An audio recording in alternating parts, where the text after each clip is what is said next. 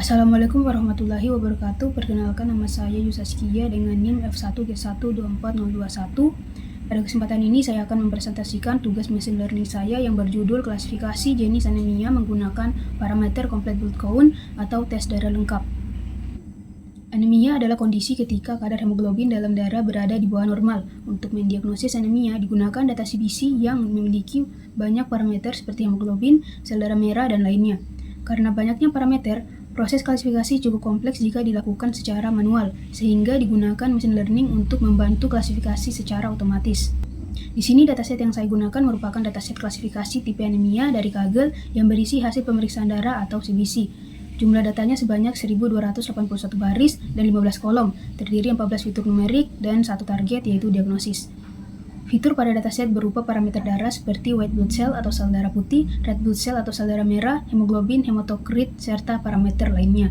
Sedangkan targetnya adalah jenis anemia yang terdiri dari 9 kelas diagnosis. Tujuan utama dari tugas ini adalah membangun model klasifikasi. Selanjutnya, untuk tujuan analisis adalah melihat hubungan antar fitur dan mengetahui fitur yang paling berpengaruh dalam klasifikasi. Sedangkan tujuan evaluasinya adalah untuk membandingkan 3 performa algoritma, yaitu decision tree, SVM, dan logistic regression menggunakan beberapa metrik evaluasi. Dalam dataset ini ditemukan beberapa permasalahan seperti adanya outlier atau nilai tidak wajar, perbedaan skala antar fitur, dan kontribusi data kelas yang tidak seimbang. Di mana untuk mengatasi masalah ini dilakukan pembersihan data atau data cleaning seperti penghapusan outlier menggunakan metode IQR serta normalisasi menggunakan standar scalar.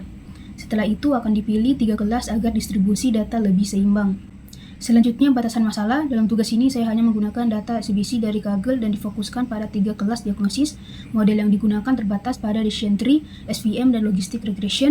Evaluasi menggunakan train test split dengan perbandingan 70-30, 80-20, dan 90-10, serta tidak dilakukan implementasi atau deployment.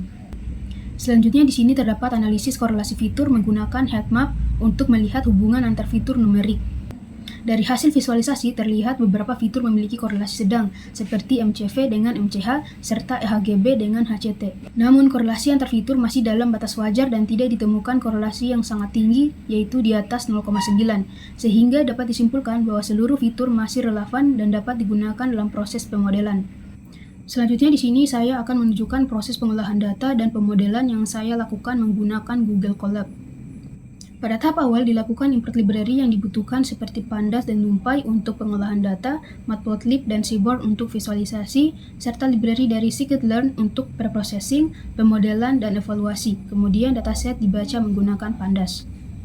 Selanjutnya dilakukan data understanding untuk melihat informasi dataset seperti struktur data, tipe data, statistik deskriptif, serta distribusi jumlah data pada setiap kelas. Tujuannya untuk memahami kondisi awal dataset sebelum dilakukan pengolahan lebih lanjut. Kemudian masuk ke tahap preprocessing. Pada tahap ini dilakukan data cleaning atau pembersihan data dengan menghapus data yang tidak sesuai secara medis, seperti nilai negatif atau nilai yang berada di luar batas normal pada beberapa parameter darah. Hal ini penting karena nilai yang tidak wajar dapat mengganggu proses training dan menurunkan performa model. Karena dataset ini memiliki ketidakseimbangan jumlah data antar kelas, maka di sini saya melakukan pemilihan 3 kelas diagnosis, yaitu Hilty, normotik hipokromik anemia, dan normotik normokromik anemia, yang memiliki jumlah data yang relatif lebih seimbang. Kemudian dilakukan pengecekan missing value dan data duplikat, di mana dari hasil pengecekan tidak terdapat missing value, namun terdapat data duplikat sebanyak 35 data yang kemudian dihapus agar tidak mempengaruhi hasil model. Selanjutnya dilakukan penghapusan outlier menggunakan metode IQR agar model dapat belajar dari data yang lebih representatif. Setelah dilakukan penghapusan duplikat dan outlier, jumlah data berkurang dari 847 menjadi 811 data. Terakhir dilakukan encoding pada target menggunakan label encoder, yaitu mengubah data kategori menjadi bentuk numerik agar dapat diproses oleh model machine learning. Pada tahap EDA atau exploratory data analysis dilakukan visualisasi data seperti distribusi kelas, heatmap korelasi, dan histogram, di mana visualisasi ini bertujuan untuk memahami pola data dan hubungan antar fitur.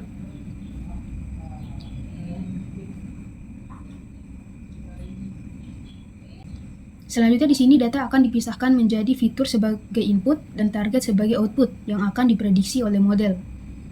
Data kemudian dibagi menjadi data training dan testing dengan perbandingan 70-30. Di sini saya menggunakan parameter stratifiye agar proporsi kelas pada data training dan testing tetap seimbang seperti pada dataset asli.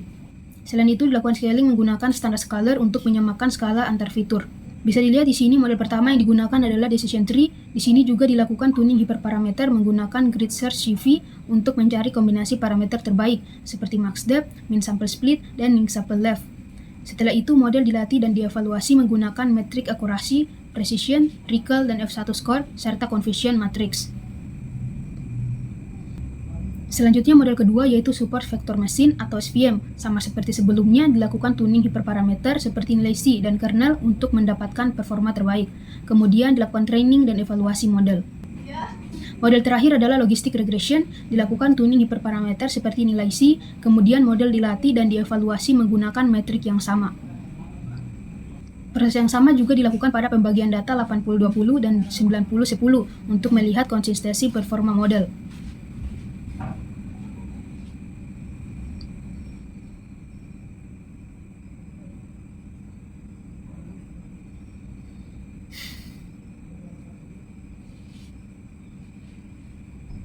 Selanjutnya, hasil evaluasi dari seluruh model tadi akan disimpan ke dalam sebuah data frame untuk memudahkan perbandingan. Data ini berisi informasi seperti jenis model, pembagian data, serta nilai akurasi, precision, recall, dan F1 score.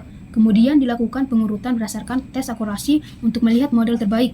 Setelah itu, hasil juga divisualisasikan dalam bentuk grafik agar pembandingan antar model dan split data lebih mudah dipahami.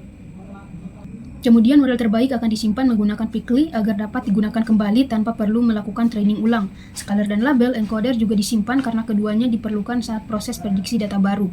Selanjutnya, file model, scalar, dan encoder didownload agar dapat digunakan kembali di luar Google Colab, misalnya untuk pengujian data baru. Terakhir, dilakukan proses inference atau prediksi menggunakan data baru. Data baru dimasukkan dalam bentuk fitur yang sama seperti dalam data training. Kemudian dilakukan scaling menggunakan scalar yang sudah disimpan. Setelah itu, model digunakan untuk memprediksi hasil dan hasil prediksi dikembalikan ke bentuk label asli menggunakan label encoder. Di sini saya sudah merangkum hasil dari proses evaluasi model yang telah dilakukan sebelumnya. Hasil pertama yang ditampilkan adalah confusion matrix pada split 70-30. Terlihat bahwa model decision tree memiliki performa terbaik dengan dominasi nilai diagonal yang sangat tinggi, yang menunjukkan sebagian besar data berhasil diklasifikasikan dengan benar. Sementara itu, SVM dan logistic regression juga mampu melakukan klasifikasi dengan cukup baik, namun masih terdapat beberapa kesalahan prediksi yang terlihat pada bagian di luar diagonal. Hal ini menunjukkan bahwa ketiga model sudah bekerja dengan baik, namun decision tree lebih unggul dalam mengenali pola data. Kemudian pada split 80-20, pola hasil yang diperoleh tidak jauh berbeda, di mana decision tree tetap menunjukkan performa yang paling baik dengan jumlah prediksi yang dominan. SVM dan logistic regression juga masih menunjukkan performa yang stabil, meskipun terdapat sedikit lebih banyak kesalahan dibandingkan decision tree. Hal ini menunjukkan bahwa penambahan data training tidak mengubah performa model secara signifikan. Terakhir, pada split 90-10, decision tree kembali menunjukkan performa yang paling baik dengan dominasi prediksi benar. Sementara itu, SVM dan logistic regression tetap memiliki performa yang cukup baik, meskipun masih terdapat beberapa kesalahan klasifikasi. Namun karena jumlah data testing lebih sedikit, hasil evaluasi pada split ini cenderung kurang representatif dibandingkan split lainnya. Selanjutnya di sini ditampilkan hasil evaluasi model dari 3 algoritma tadi, yaitu decision tree, SVM, dan logistic regression pada 3 pembagian data yaitu 70-30, 80-20, dan 90-10.